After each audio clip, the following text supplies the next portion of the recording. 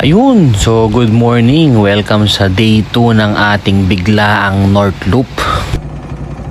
Salamat sa aking lola at lolo sa pagpapaunlak sa aming makitulog sa inyong bahay dito sa Ipil, Itiague, Isabela. Maraming salamat po.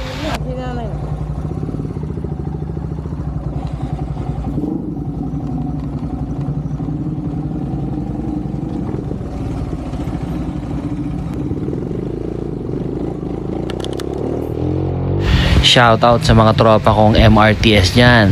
What's up guys? What's up? Kamusta kayo dyan guys?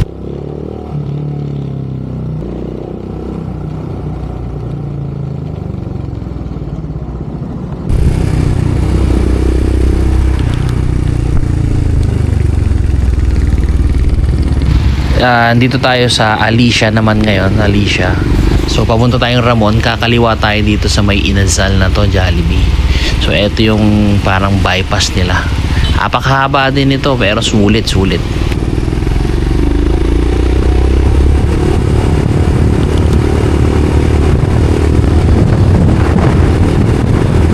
Since mahaba tong daanan na to, sure ako na iba sa inyo alam mo na mangangat sa inyong throttle, pero pakiusap lang po na ingat po tayo dahil marami pong mga magsasaka dito na gumagamit ng kalsada.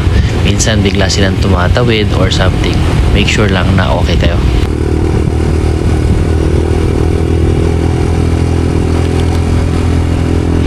Isa to sa mga madadaanan nyo, yung Kabatuan.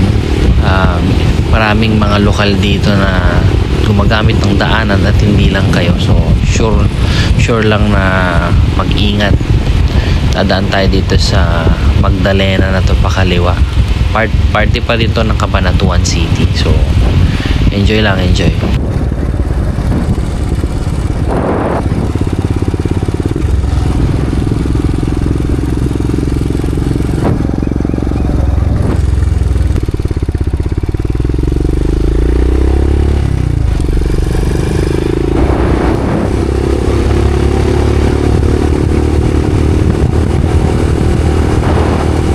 Sa Isabela, may lugar din na tawag ay Aurora. So, hindi lang Aurora province. Meron din kami dito.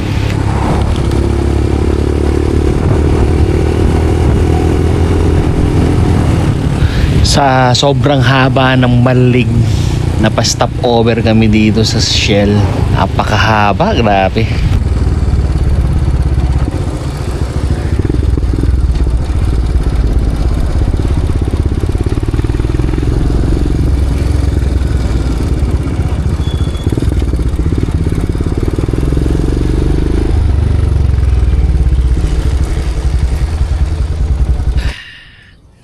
Nandito tayo ngayon sa Quezon. Mainit siya sa umaga hanggang tanghali. Pero pagdating ng alas 4 ng hapon, ayan na, parang bagyo. Lakas ng hangin. After magpahinga, tuloy na naman ang ride. Papunta naman tayo ngayon ng Tabuk para siyempre makita naman sumaidbet sa Kalinga for the meantime. Let's go! Sa haba ng Malig, ito yung kanto na papunta naman ng Tabuk. Kakaliwa kayo dito tapos dire-diretso lang tapos hanggang makakita nyo yung arko ng welcome arc ng Kalinga. Dito mas onti na naman ang dumadaan, so make sure na mag-ingat pa rin tayo dahil hindi mo alam kung ilan sila tumatawid. Yung mga lokal dito, naman sila lagi nakakakita ng mga tayo na katulad natin, kaya mag-ingat po tayo.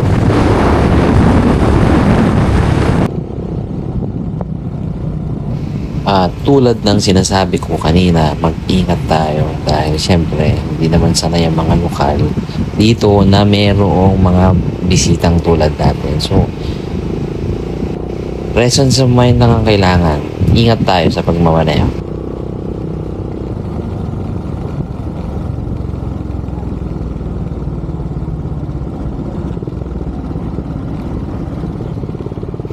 Okay, anyways, welcome sa Tabuk City dito sa Kalinga. Daanan natin yung famous White Carabao. Tapos nasaktuhan pa na may checkpoint ng LTO. Shoutout sa inyo mga sir. Thank you sa pagpa-allow sa amin na tumambay sa tabi nyo. Hindi na kami nahuli dito. So, okay lang. Since first time natin dito, kailangan talaga natin na magpa-picture dun sa White Carabao. Siyempre, para may memories. Dito na tayo sa Tabuk. Sa isang checkpoint ng C82. Which is yan yung White Carabao na sinasabi nila. Tapos sa Rizal na tayo bababa. Ayan. Picture ka muna. Natatabok ka naman. After namin sa Tabuk, balik na kami kaagad.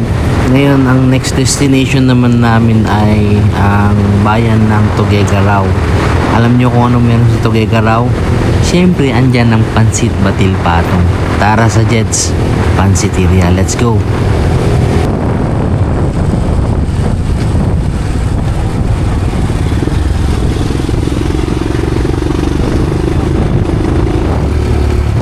Itong dinadaanan namin ngayon ay ang bayan ng Rizal. At nakakatuwa lang kasi first time ko din dumaan dito. Lagi akong dumadaan kasi sa Malig. Marami ring spot na magandang mag-take ng picture at videos as well. So make sure na i-enjoy nyo lang yung daan at mag-ingat dahil maraming ang kurbahan.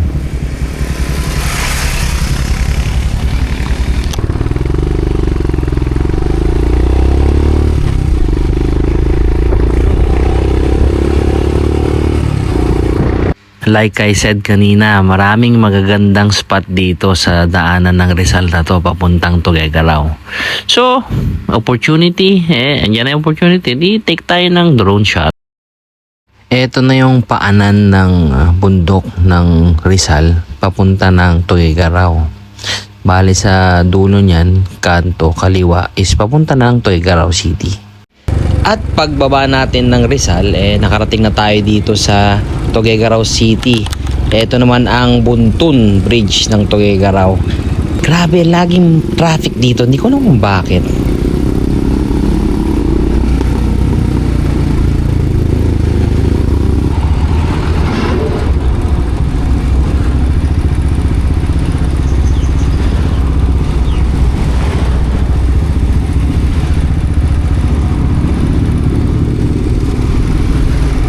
At kahit traffic dito sa Tuguegarao kailangan nating daanan dahil ito lang naman yung daanan papunta sa masarap na pagkain. Papunta tayo ngayon sa Jed's Pansiteria.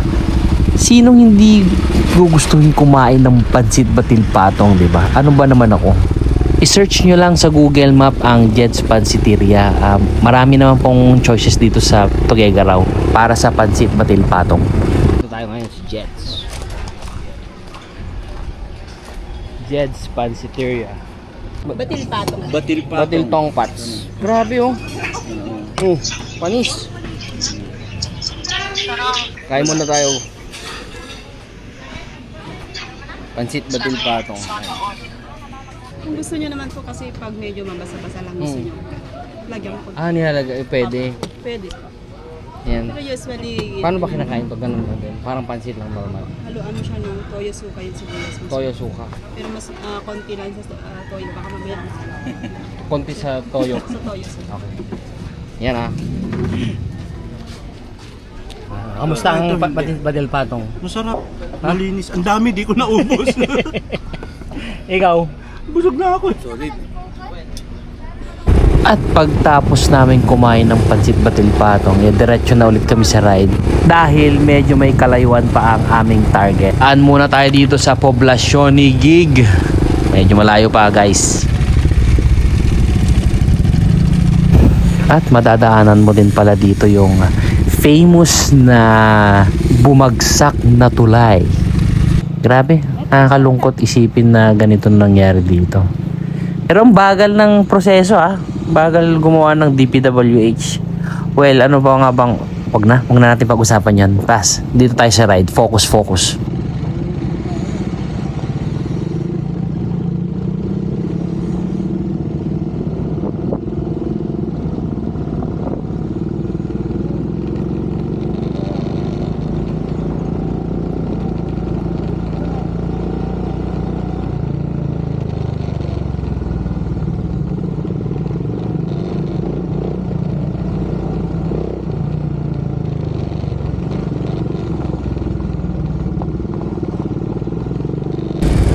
At syempre, dumaan na rin lang tayo dito sa Gataran.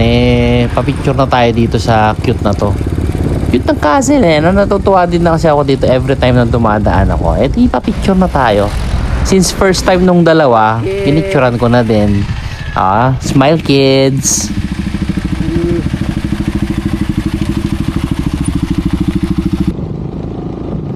At sa hinaba-haba ng biyahe, nakarating na rin tayo dito sa Apari.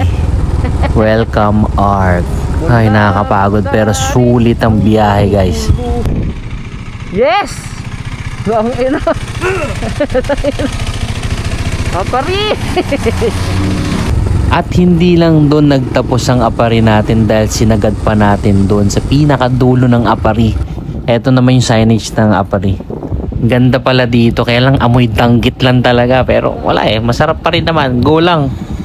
Pagtapos namin dito, dapat papunta na kami ng Santa Ana, kaya lang may nadaanan kaming bagong bridge.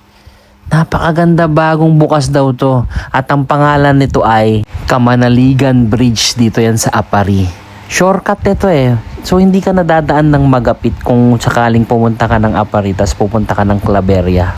Nag-start pala ito nung taong 2021. Tapos natapos lang this year na 2026 ng January. Nabuksan to ng January actually. Isa ito sa pinakamahabang bridge dito sa Cagayan Valley Region 2. Napakaganda niya, bago, fresh na fresh. Hindi ka nadadaan ng Magapit Bridge kung gusto mo lang naman na tumawid from Apari to Kamanligan. Galing! Siyempre, sa ngayon, sikat pa siya. So, maraming humihinto sa gitna, no? Ingat-ingat tayo. Kung gusto nyo mag-video, picture, magpalipad ng drone dito, please po, gumilid-gilid tayo at nang hindi tayo makabala sa ibang motorista. Sana lang din nila maisipang maglagay ng toll dito. At pagtapos namin doon, ay dumiretso na kami sa pinaka-goal namin kung saan kami mag-stay. Dito sa Santa Ana, Cagayan. Pero since maaga pa at may araw, ang ginawa namin, nag-decide ang grupo na dumiretso sa pinakadulo, which is ang San Vicente Fishport. Dulo na ito ng Santa Ana. Ang tawid nito ay ang Palawi Island. Pwede mag-overnight dito, guys, sa Palawi. Sulit, maganda ang place, masarap ang pagkain, hindi ka mabibitin. Sure na sure ako na mag-e-enjoy ang tropa dito. Or solo travel ka lang, walang problema. At dyan nagtatapos ang day 2 natin ng biglaang North Loop. Guys, maraming salamat sa panonood. Wait nyo lang at i-upload ko na din yung susunod na video para sa biglaang North Loop natin, guys. Maraming salamat. Peace!